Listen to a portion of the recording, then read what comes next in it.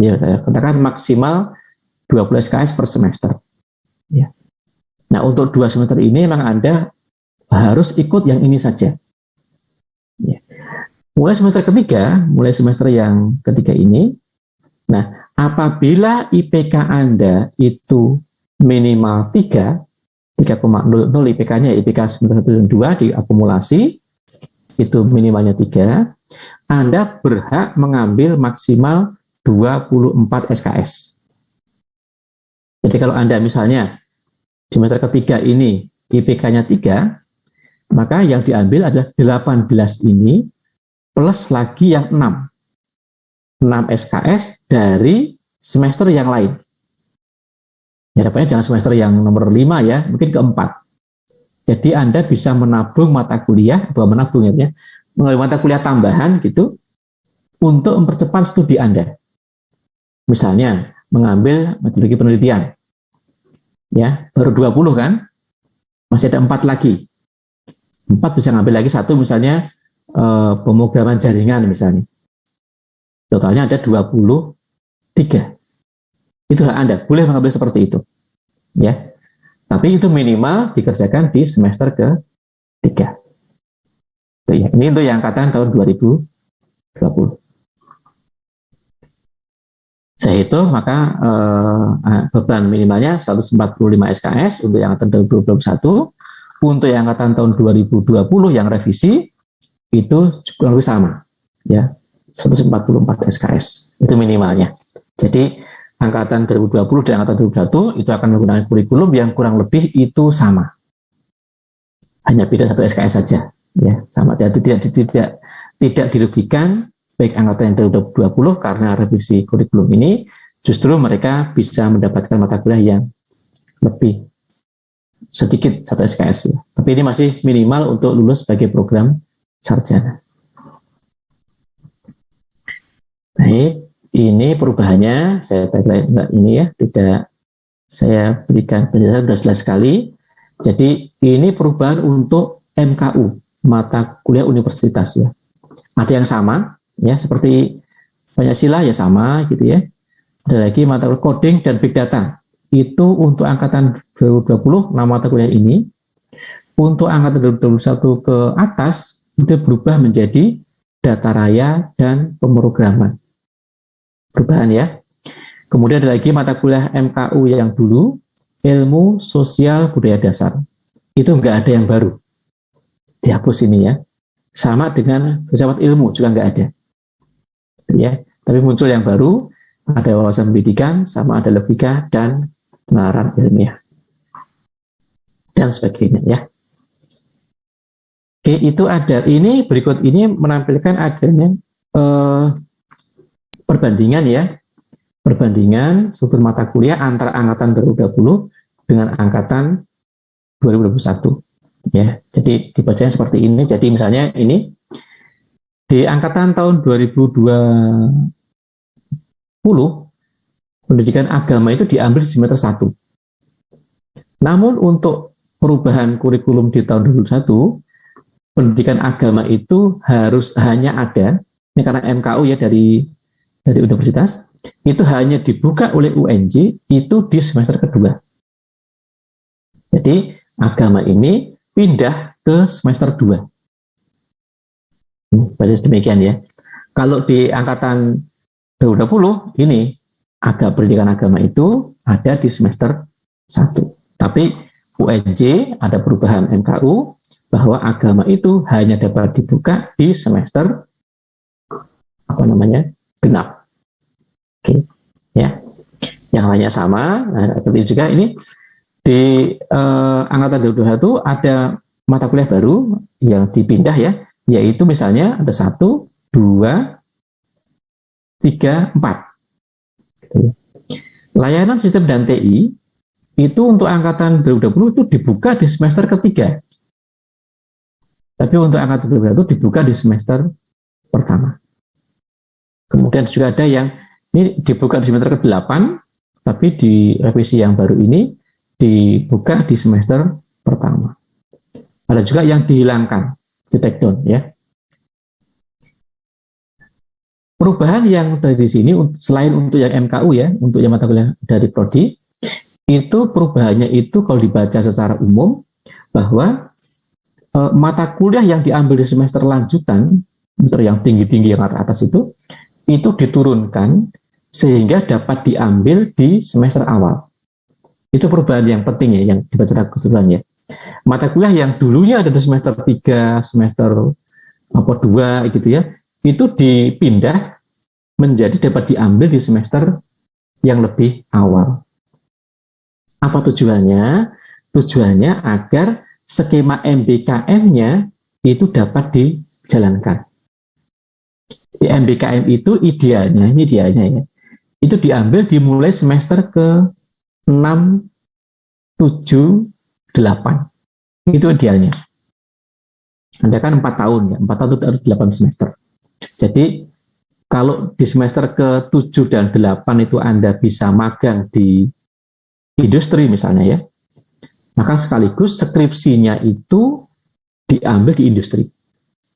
Semester ke-7 dan 8. Nah, kalau Anda mengambil full 20 SKS per semester itu di industri, artinya Anda tidak lagi mengikuti pembelajaran di kampus. Jadi, SKS yang diperoleh di industri tadi itu akan dikonversi menjadi mata kuliah yang ada di program studi.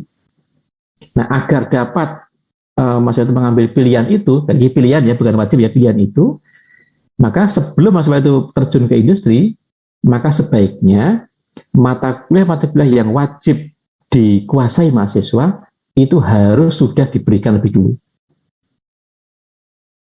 Itu asumsinya. Maka mata kuliah yang ada di semester lanjutan itu diturunkan ke semester yang awal. Sehingga apabila mahasiswa itu mengambil magang di industri misalnya, maka sudah cukup bekalnya dari mata kuliah yang diberikan oleh program studi. Itu yang menjadi rasional kenapa ada revisi kurikulum. Ya. Jadi baca seperti itu. Ini yang untuk angkatan 2021 dipakai yang kolom sebelah kanan ya. Yang kiri itu untuk yang angkatan 2020 dan kira-kira perubahannya seperti apa. Ya. Oke, dapat demikian. Oke. Baik. Berikutnya nah ini daftar program mata kuliahnya ya. Program mata kuliah itu ada beberapa macam ya. Ada yang namanya sama, tetapi beban SKS-nya berkurang. Ya. Ada yang namanya sudah berbeda, beban SKS-nya berbeda. Ya, ada yang namanya beda, bebannya sama. Seperti itu. Misalkan seperti ini misalnya. Arsitektur komputer dan komunikasi data. Ya, ini namanya beda, beban SKS-nya sama. Ya, bedanya ada di penekanannya. Oh, kalau ada praktek, ini nggak ada praktek, gitu ya. Kemudian ada misalnya basis data. Ini namanya sama persis, ada perubahan. SKS-nya juga sama, bedanya ada di penekanan. Ya, sekarang ada teori dan ada prakteknya, gitu ya. Kemudian ada lagi yang lain juga, misalnya ini yang hitam berarti dihapus ya. Artinya mata kuliah yang ada di kurikulum yang sebelumnya, di kurikulum yang baru tidak ada. Yang hitam itu dihapus ya. Misalnya ada implementasi sistem, itu namanya ganti ya, namanya ganti. Jadi sistem IoT kita pertegas, SKS-nya naik dari 3 menjadi 4 gitu ya.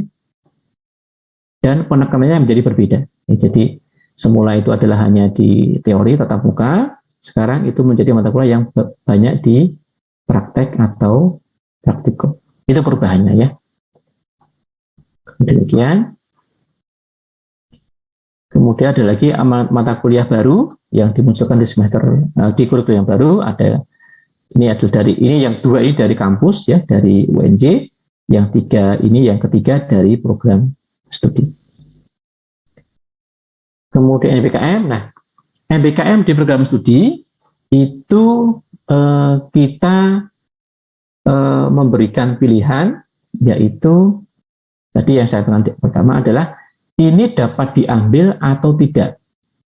jadi sukarela. Meskipun bagi Anda sukarela, bagi prodi wajib menyediakan supaya mahasiswa bisa mengambil pilihan itu. Yang dapat diambil dengan MBKM itu ada 2 semester ya di perguruan tinggi, ditambah lagi 1 semester di industri. Soalnya 3 semester di luar program studi. Bisa 2 semester di program studi lain, 1 semester di industri, atau 1 semester di industri, 1 semester di program studi lain, 2 di industri juga bisa. Variasinya bisa beberapa macam ya. Kemudian ini ada beberapa skema kegiatan untuk MBKM. Ya. Ada magang, ini yang sering kali itu ini ya, magang tempat kerja di industri. Ada KKN, kuliah kerja nyata, ya. Kemudian ada wirausaha. Nah, ini mungkin saya belum tahu bentuknya seperti apa, ini saya belum tahu ini ya. Tapi dari kementerian ada kegiatan ini. Ada mengajar, asisten mengajar.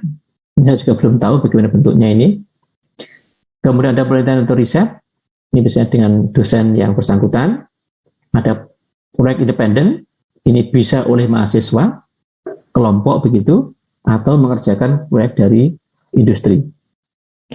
Kemudian proyek kemanusiaan. Banyak ya. Ada pertukaran pelajar ya. Jadi ada 8 ini yang disediakan oleh kementerian ya. Ketentuannya adalah mahasiswa yang dapat mengikuti MBKM adalah mahasiswa yang telah mengambil sedikitnya semester 3, ini saya koreksi ya, semester 3. Ya. Jadi semester kedua minimal semester 3-nya itu boleh mengambil yang MBKM. Untuk pengakuan kreditnya itu dibatasi. Kalau dari kementerian itu maksimal 20, dari prodi itu minimal 12, maksimal 18 yang diakui itu ya. Jadi minimal 12, maksimal 18. Kemudian model mengambilnya bisa model blok. Model blok itu artinya bahwa mahasiswa itu berturutan untuk mengambil MBKM. Jadi contoh begini misalnya. Mahasiswa ini semester 1 sampai dengan 5 itu pembelajarannya itu di program studi. Ini kita ambil skema 8 semester normal ya, lulus ya. 5 itu 5 semester di program studi. Semester ke 6, 7, 8 itu di luar program studi. Bisa di prodi lain ya, di UNJ atau di kampus lain, atau juga di industri. Itu blok namanya. Jadi berturutan terus menerus 3 semester itu di luar program studi. Atau yang non blok. Jadi non blok itu misalnya pada semester 5 dia 1 sampai dengan 5 semester itu di prodi. Semester ke-6 itu ada di luar prodi. Ke-7 kemudian di industri. Ya. Ke-8 itu kembali ke program studi. Jadi masuk keluar begitu. 1 sampai dengan 5 semester di program studi, 6 di prodi lain, di UNJ misalnya, ke-7 di industri, ke-8 saat dia skripsi atau mengambil mata kuliah yang belum lengkap ya, itu kembali masuk ke program studi. Bisa blok, bisa non blok. Bisa yang percepatan. Artinya kita rencanakan, kita belum tahu seperti apa, kita rencanakan adanya semester antara. Ya. Semester antara ini. Yaitu kalau dulu itu namanya semester pendek. Jadi mahasiswa itu bisa ngambil mata kuliah pada pembelajaran antara semester, biasanya itu antar semester yang ganjil. Nah, genap ke ganjil. Jadi semester 2 ke semester 3 itu kan dari genap ke ganjil kan ada semester antara biasanya. Yang liburnya panjang lah gitu. Kalau antara semester ganjil ke genap biasanya nggak ada. Karena itu liburnya sedikit. Ya. Kita rencanakan seperti ini, ada antara yang diambil itu maksimal SKS-nya 9. Ya. Ini beda dengan yang reguler. Kalau yang antara ini biasanya mahasiswa itu bayar per SKS. Kalau yang reguler itu kan nggak ada ya, Anda bebas ngambil sampai dengan 24 itu bebas. Tapi yang untuk antara ini per SKS-nya dikenakan biaya. Untuk biayanya itu kembali kepada kebijakan dari kampus. Ya. Yang berikutnya itu yang reguler normal ya, ini di kampus saja tidak keluar. Keluarnya hanya pada saat PKL atau penelitian. Ya. Oke, nanti ini akan kita lengkapi untuk yang MBKM. Kita belum sampai ke sana. Dokumen saya belum lengkapi dokumennya. Justru ini membuat seperti ini ternyata butuh kesabaran juga dan harus melihat kiri kanan ya seperti apa di tempat lain supaya tidak terlalu berbeda ya. Baik, itu yang saya sampaikan. Berikutnya adalah ini tentang format untuk deskripsi mata kuliah. Ya. Jadi ini misalnya sudah saya sesuaikan dengan format yang dari SFD ya. Jadi sepertinya tidak akan banyak perubahan, harapan demikian. Dan kalaupun ada, malah ini akan melengkapi dari format yang ada ini. Ada masih kosong, seperti kode seksi itu masih kosong. Saya belum lengkapi. Prasyaratnya juga saya belum lengkapi. Nanti akan saya lengkapi ya. Kemudian ada ini yang penting adalah pokok bahasan ini. Ya. Ini kira-kira apa saja akan dibahas di mata kuliah itu, secara garis besar sudah saya masukkan di sini. Nanti saya mohon bantuan kepada Bapak dosen yang mengambil mata kuliah untuk melihat bahan kajian dan sub bahan kajian ini, apakah ada yang perlu dimutakhirkan lagi, disempurnakan lagi. Ya. Kalau yang dosen dengan jaringan itu Pak Ali dan saya, dosen yang terkait dengan IoT itu Pak Ali, saya dan Pak Pras yang lagi kuliah sekarang ya. Untuk data scientist itu ada Ibu Irma dan Bu Murien. Untuk yang business analyst itu ada Pak Fuad. Ya. Jadi Bapak dosen yang mengambil bantuan tersebut, saya mohon bantuannya untuk melihat lagi di bagian bahan kajian bagian C ini, apakah ada yang perlu disesuaikan. Gitu ya. Nah, untuk yang tandanya tier 3 ini bukan dikosongin, tapi materi untuk yang A dan B itu dilewatin, dianggap sudah dikuasai, langsung masuk ke materi yang C sama D. Itu maksudnya. Jadi yang titik ini bukan berarti ini tidak ada atau kosong, tidak. Ingatnya itu ada, tapi kita lewatin, ya. Seperti seperti ini juga yang di ITA SPA 03 sistem arsitektur. Jadi yang A sampai dengan G itu dilewatin karena dia udah mengetahui atau memahami, atau beban materi ini sudah ada di mata kuliah yang lain. Sehingga tidak diulangi di mata kuliah tersebut. Langsung lompat ke yang H dan seterusnya. Itu maksudnya tanda ketiga di sini ya. Jadi bukan kosong ya sebetulnya gitu. Ini ada saya lengkapi semua. Ini barangkali tambahan ya dari yang saya sampaikan untuk yang angkatan tahun 2020 kemarin ini belum ada. Juga akan saya lengkapi untuk yang beban CPL yang diturunkan ke mata kuliah ya. Sudah ada, tinggal saya melengkapi saja. Ini butuh waktu saja untuk memperbaiki dokumennya semua. Dan lampiran yang berikutnya tadi yang saya singgung di awal adalah tentang daftar profil lulusan, daftar profesi ya, yang berkaitan dengan bidang komputer. Ada 500 nama ya.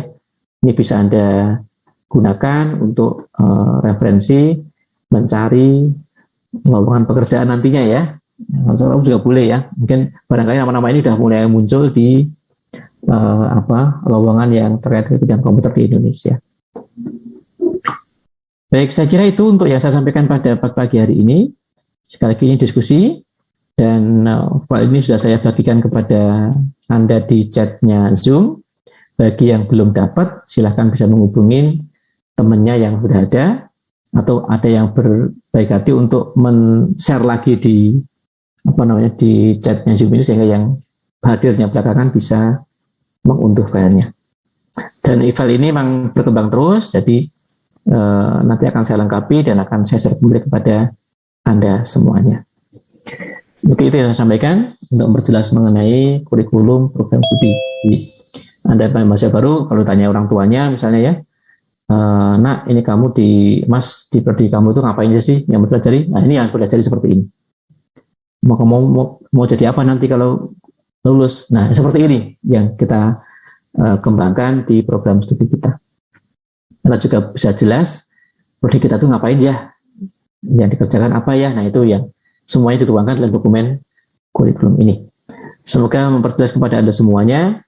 Dan kalau ada pertanyaan dipersilakan untuk disampaikan ya, feel-free aja, diskusi ya. Jadi kalau Anda ada yang belum jelas silakan ditanyakan, jangan dipendam sendiri.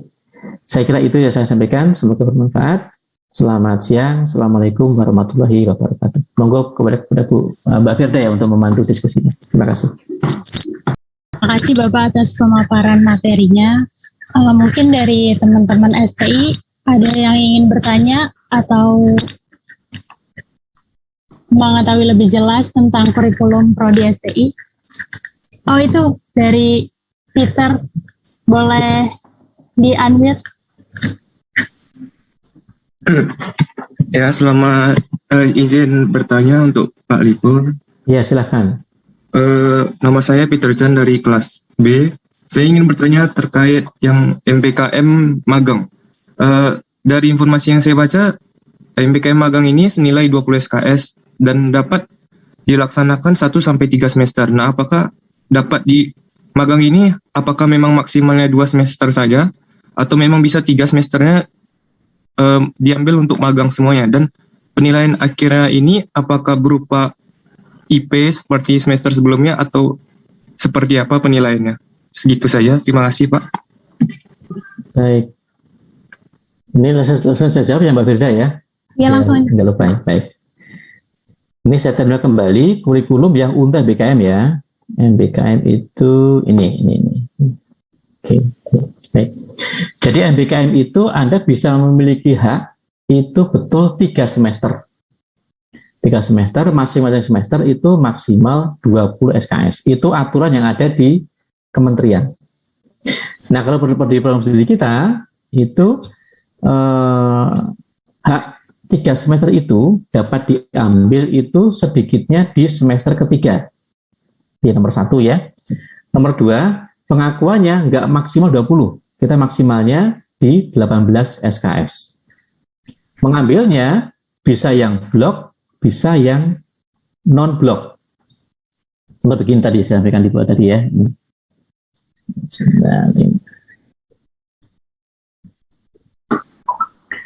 Oke, sebentar. Nah, yang nomor 4 ini contoh yang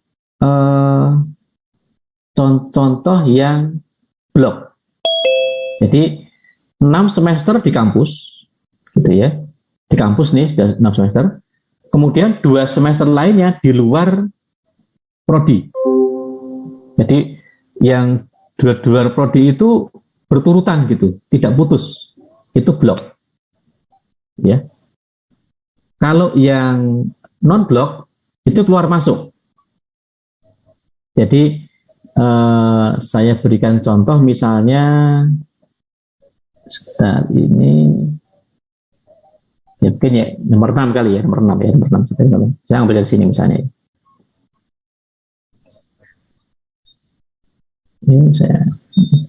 Nah ini misalnya 8 itu ini 5, 1, 1, 1. Jadi 5 semester di program sendiri, 1 semester di luar PT sendiri, di luar perguruan tinggi ya, di luar program studi tadi di PT sini misalkan UNJ, Anda kan beli STI, Anda ngambil di prodi ilmu komputer di MIPA. Itu artinya di luar PS, PT sendiri gitu ya.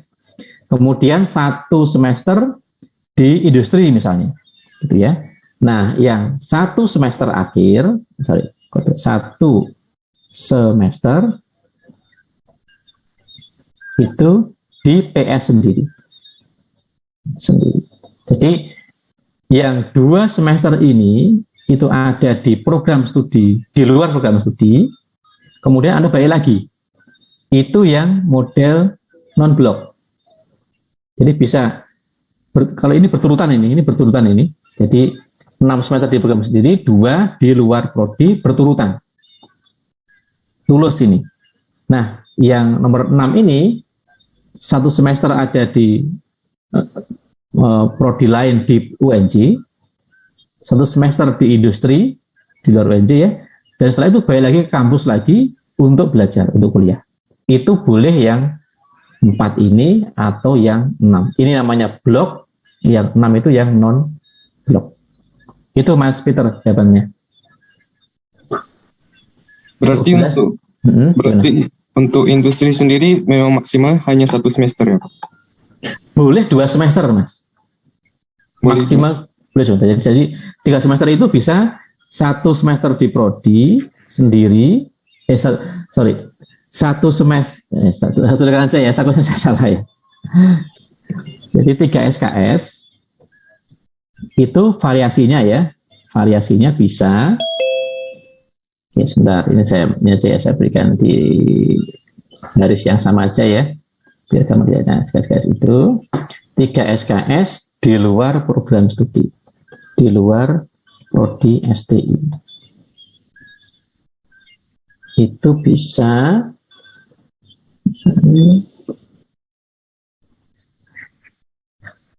ya. Jadi 1 semester, kok 3 SKS sih? 3 semester saya salahkan. Kadang-kadang pikiran saya ngomong ini tapi ya dituliskan lain ya. 1 semester itu di prodi, langsung aja saya ilmu komputer MIPA UNJ. Langsung aja namanya biar nggak ini ya. Komputer MIPA UNJ. Atau ya, atau ditambah ya, ditambah 1 semester di prodi ilmu komputer UPI Bandung, ditambah 1 semester di industri. Yang kedua, 1 semester di prodi ilmu komputer sama aja ya, MIPA UNJ atau di UPI ya. Atau di prodi ilmu komputer UPI ditambah 2 semester di industri.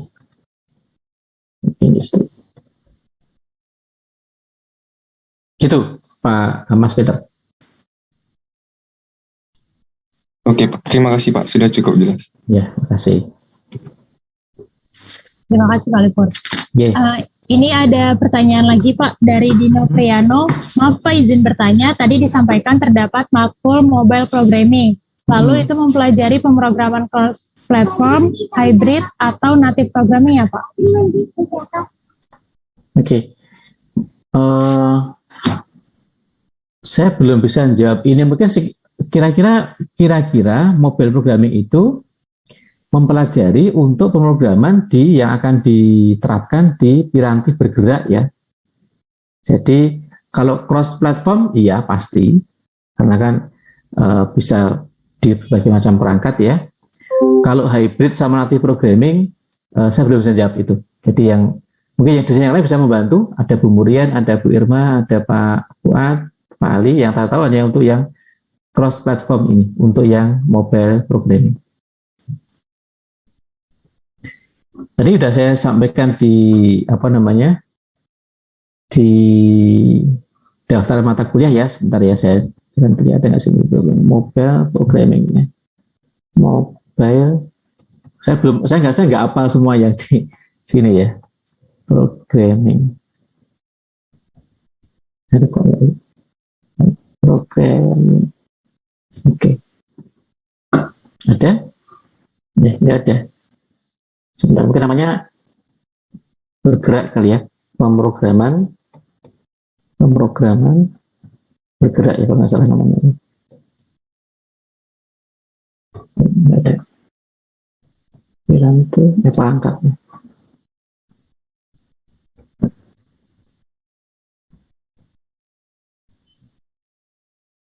Enggak juga. Sebentar, harusnya ada kok, sebentar. Namanya tadi, namanya apa ya? Pemrograman. Ini ada namanya ya. Semester berapa tadi? Pemrograman dasar ini belum. Data raya, pemrograman web, enggak, lanjut lagi ini. Pemrograman aplikasi bergerak. Oh, pemrograman aplikasi bergerak. Ini mungkin yang dimaksud ya. Bergerak. Ini ada di halaman 68. Nanti itu ya, 68 ya. Ini isinya di sini ya. Langsung aja adalah ini pertama adalah yang MAP 02 ya. Jadi mendefinisikan arsitektur untuk berbagai piranti bergerak. Ini close platform ini. Ya. Kemudian ini ada Android, iOS. Ini yang dua ini barang, yang ini mungkin barangkali nggak digunakan lagi ya. Hanya Android sama iOS ya. Kalau untuk yang Huawei yang baru apa namanya itu Harmony OS itu ya kita belum tahu itu ya, belum ada dokumentasinya ya. Kemudian kita membuat aplikasi web, mobile ya. Kemudian ada API, kemudian ada ini cross compilation untuk bisa di cross platform ya. Ini kira-kira yang dipelajari. Jadi kalau untuk yang hybrid sama native, ini barangkali dosen yang bersesuaian bisa memberikan itu ya. Jawaban saya pertanyaan itu, Mbak Firda. Terima kasih. Mungkin yang lain bisa menambahkan, Pak Ali atau yang lain. Kemudian Bu Irma dan Pak Fuad. Dari saya cukup itu, Bu Mbak Firda. Terima kasih. Terima kasih, Pak. Ya. Mungkin teman-teman STI yang lain ada yang ingin bertanya lagi? Ada ini dan Waterman. Tidak. Boleh tulis di kolom chat kalau misalnya nggak mau di-unmute. Ya silakan kalau masih ada pertanyaan.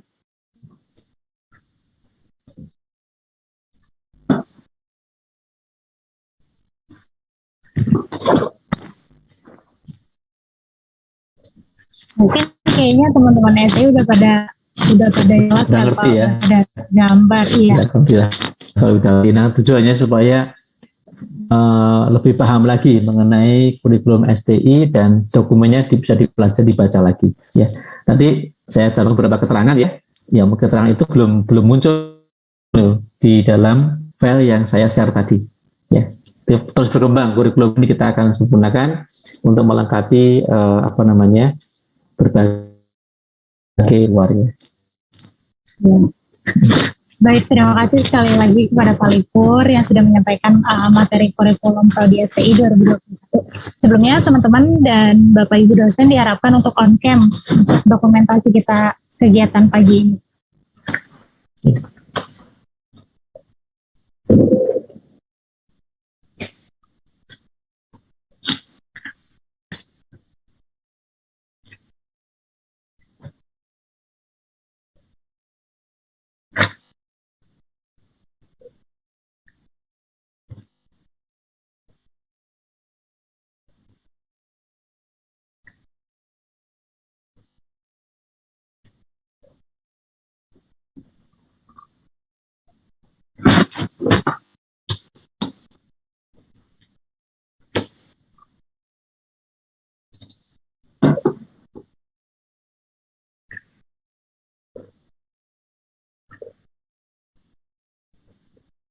Buat teman-teman STI yang belum on-cam, disegerakan ya.